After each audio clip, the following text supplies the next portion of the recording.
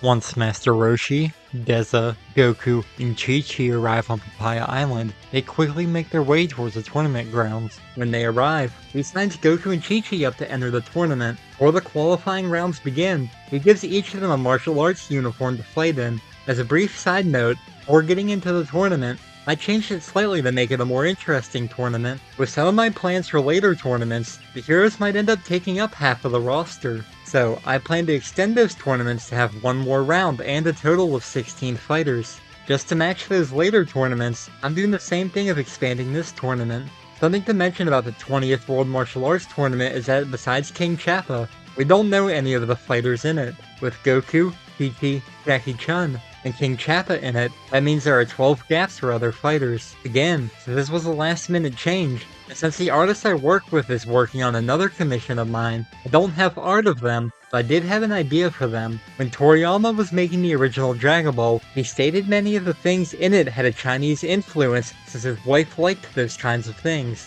To keep these characters in a way I think Toriyama would make them, I decided to base them on the Chinese zodiac signs, which could be fitting anyway, as many Earthlings we've seen in Dragon Ball were based on animals. I'll describe each one separately when I get to the fights that they're in, though they aren't as thought out as Deza was. Also, before getting into the tournament, I briefly wanted to discuss their power levels. Normally, Goku receives a 2.4 times boost from Roshi's training, so assuming that he still receives that boost, his power level goes from 20 to 48. As for Chi-Chi, it's a little harder to make an estimate of her power level. Normally, Krillin received a boost of 2.75 times. Since Chi-Chi is a regular human like him, he could receive a similar boost. However, since he was training harder in this timeline to try and impress Goku, I gave her a 3 times boost. So, Chi-Chi's power level would go from 14 to 42. Back with the preliminaries, Goku and Chi-Chi would fly through them, since they are stronger than most regular fighters. However, they would also notice King Chappa flying through these preliminaries without being touched. After all, from the statements we have about him, Yamcha mentioned that he won a World Martial Arts tournament without being touched. Anyway, when they passed through the preliminaries, they would run into the stands to meet up with Master Roshi.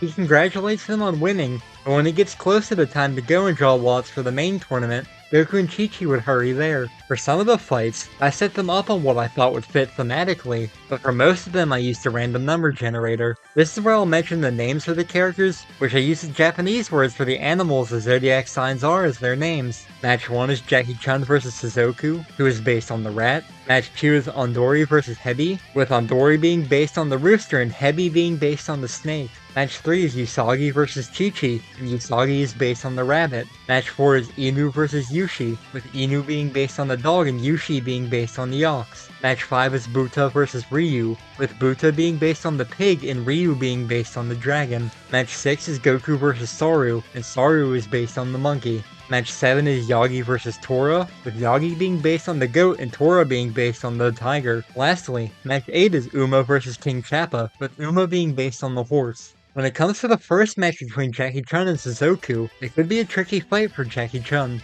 Suzoku is a witty, clever, and resourceful fighter. He taunts his opponents and uses his intelligence to outthink them in combat. He also excels in speed and agility, so he uses quick strikes and evasive maneuvers to overwhelm opponents. While his intelligence normally would be able to outthink others, unbeknownst to him, he's going against Master Roshi, the martial arts master.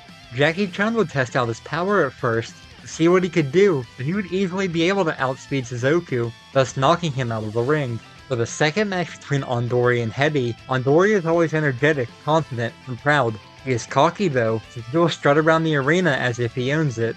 As for how he fights, it resembles the quick kicks and movements of a rooster, since it is sharp and precise. He focuses on spinning kicks, quick jabs, and aerial maneuvers to catch opponents off guard, so his strikes are rapid and unrelenting. As for Hebi, she is mysterious, cold, and calculating. She waits for the perfect moment to strike, and she will often unnerve opponents with her quiet confidence. For her fighting style, she is deceptive and slippery, and she focuses on constricting techniques, joint locks, and precise strikes at target pressure points. This is a tough fight for both of them, so it ends up dragging on for a while. Eddie would take advantage of the moments that Ondori gets cocky to get him locked in a joint lock. However, there would also be moments where Ondori uses his rapid and unrelenting strikes to weaken Hebi. With her being weakened like this, it makes it easier for Ondori to get out of her grip. So, he eventually managed to knock Hebi out of the ring since she was too weak to fight back.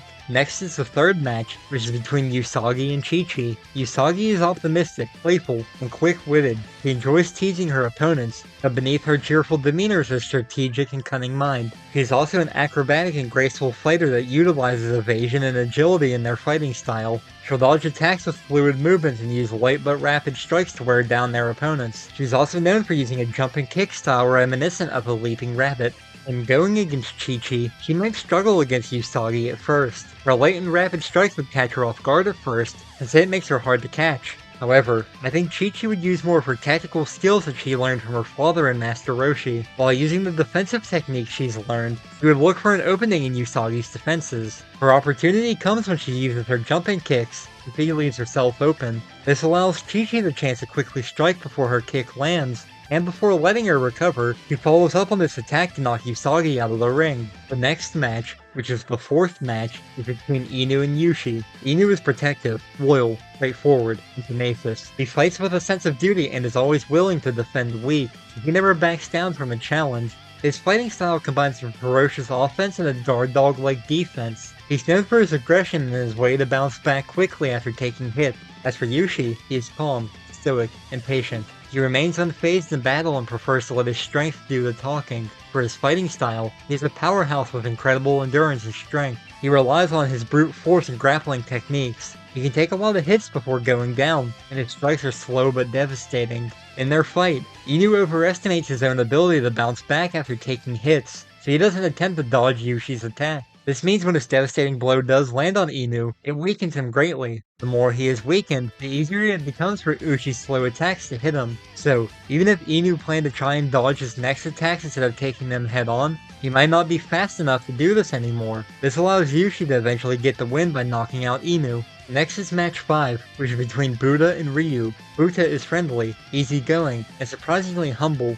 He enjoys a good fight and doesn't take himself too seriously, so he can laugh off both victory and defeat. Much like Ushi's fighting style, Buddha's fighting style focuses on overwhelming power and resilience. However, despite his rotund appearance, and unlike Ushi, he's quite agile for his size, and his brute strength allows him to bulldoze through opponents. He has a direct fighting style that focuses on body slams and powerful charges. Then as for Ryu, he is noble, commanding, and proud. He carries himself with dignity and believes that strength comes from mastering both body and mind. He is a master of energy-based techniques, so he can channel his ki to unleash devastating blasts that resemble a dragon's breath. His martial arts are also highly disciplined and resemble the movements of a dragon. During their fight, it would be a close match, as Buddha's agility would catch Ryu off guard. The Ryu would be able to use his dragon's breath-like attack against Buddha during one of these charges, since it does leave himself open to these kinds of attacks. Because of Buddha's resilience, this would be a long and drawn-out fight, with it going back and forth between them.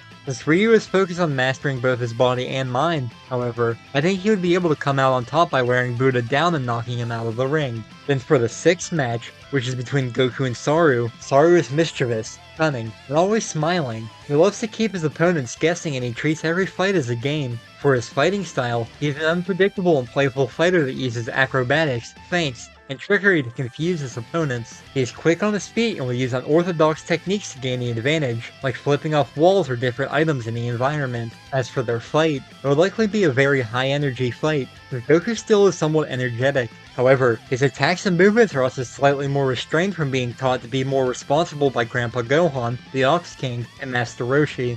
At first, however, he might be caught off guard by Saru's wild fighting style, though an advantage Goku has is that he, too, can be unpredictable when it comes to fighting. Saru might be used to going against fighters with predictable moves, so having to go against his own tactics could catch him off guard as well. They would end up wearing each other down as the fight goes on, but Goku likely comes out on top since he would be a little more used to fighting people with unpredictable fighting styles. After all, he has fought against Grandpa Gohan, which Goku himself mentioned in the original manga that Grandpa Gohan would use the unpredictable drunken fist technique.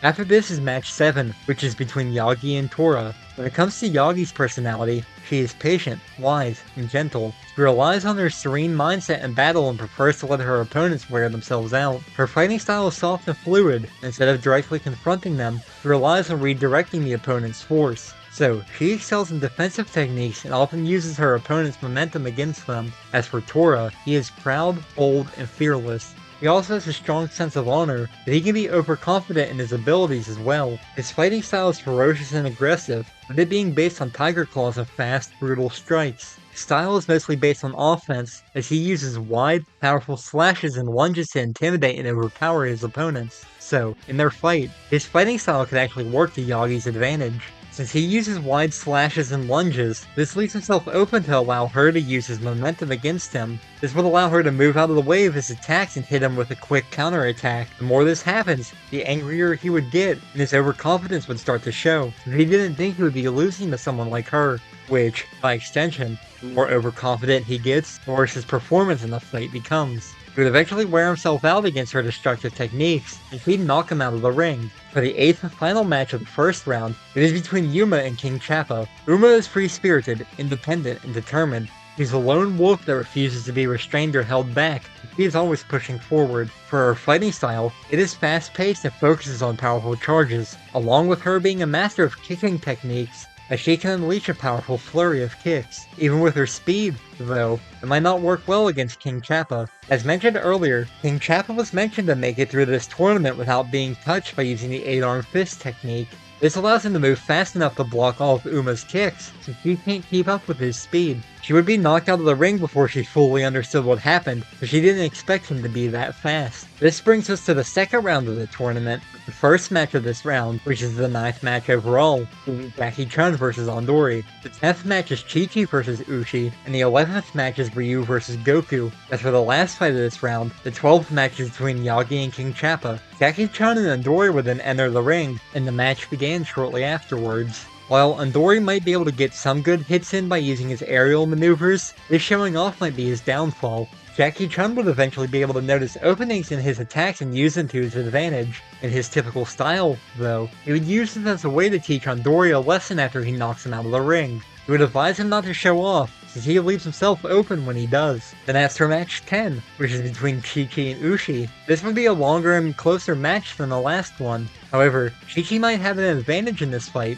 since he trained with the Ox King. Like the Ox King, Uchi uses his size to his advantage, so he relies on brute force and grappling techniques. So, since Chi-Chi is used to going against fighters that use these techniques, she would already know how to counter them. Basically, this means that the fight is her dodging his attacks and slowly wearing him down with attacks of her own until she can knock him out of the ring. The 11th match is between Ryu and Goku, so this fight could be a little harder for Goku. With Ryu being a master of energy techniques, that could give him an advantage over the young boy, since at this point in the timeline he isn't a master in them by any means. But Goku would also have a better handling with the Kamehameha than usual since he is stronger than usual at this point. Also, with Goku knowing a bit more about strategy for fighting, since he got to train with Grandpa Gohan for longer and he got to train with the Ox King as well, he might know more ways to counter energy techniques. So, over time, with Goku continuously countering and dodging his energy attacks, Ryu would start to lose energy and become worn out. Their fight likely ends with a beam struggle between Goku's Kamehameha and a Dragon Breath-like attack of Ryu's, but the worn out Ryu would lose this struggle and be knocked out of the ring.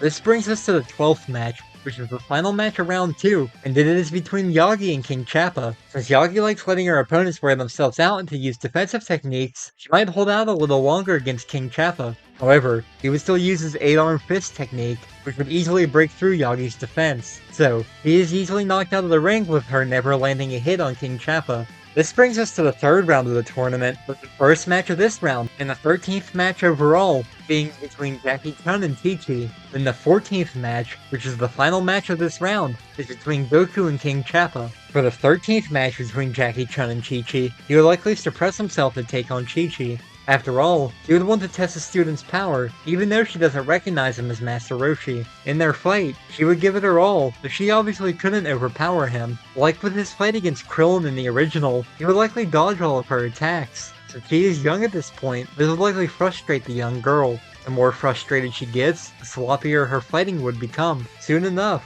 he is swiftly knocked out of the ring by Jackie Chun. Once their fight is over, he would suggest to her to work on her temper and frustration, since it makes her fighting technique sloppy and predictable. Next is the 14th match, which is the final match of this round, and it is between Goku and King Chappa. Even with Goku being stronger in this timeline, his power wouldn't be anywhere near King Chappa's. so even with him trying his best, he couldn't land a hit on him, especially when he uses his 8-armed fist technique. He would easily block any of Goku's attacks and overpower him with a flurry of blows from this technique, so he would swiftly knock Goku out of the ring. This brings us to the 4th and final round of the 20th World Martial Arts Tournament, which, the 15th and final match, is between Jackie Chun and King Chappa. Before getting into this fight, I briefly wanted to discuss what King Chappa's power level would be. We never get a specific statement for it, but I think I could make a pretty good estimate based on power scaling I've seen and based on statements from the series. Around the time of the 22nd World Martial Arts Tournament, Yamcha described him as godlike, and Roshi said that he would be a troublesome opponent for Goku. This was before he found out how strong Goku had gotten since he last seen him,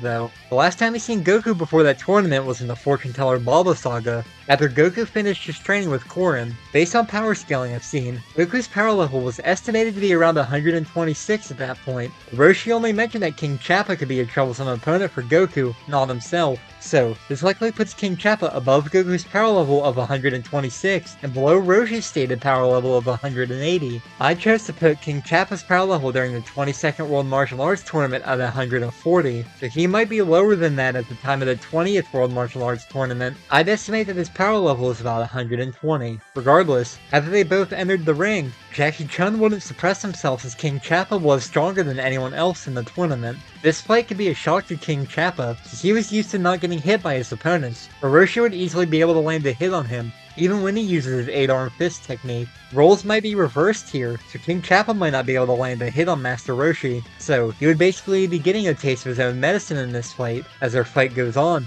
King Chappa would start to get worn out from desperately trying to hit Jackie Chun while getting hit multiple times in return from the older fighter. At the end of their fight, though, Roshi would swiftly knock King Chappa out like he did to Krillin in the 21st World Martial Arts Tournament. After Jackie Chun is announced the winner of the tournament, he sneaks off to go and remove his disguise. He then goes and finds Goku and Chi-Chi to congratulate them on their performance in the tournament. Unbeknownst to them, Goku and Chi-Chi being beaten instills Roshi's final lesson that there will always be stronger people out there, that they shouldn't get a big head and think they are the best fighter around. After the tournament, Roshi might not have to buy them dinner, with Deza likely pack them meals. So, Roshi doesn't have to spend all of his reward money just to feed Goku. As they prepare to leave, Goku and Chi-Chi would mention something about going to train with Roshi again, but this is when he stops them. He would tell them that he has nothing further to teach them, and that they should go out into the world and discover things. He already thinks they are quite skilled, so this would allow them to discover how to become stronger on their own. So, Roshi tells them that he will meet them at the next tournament of 5 years, and that they should astound him with their strength.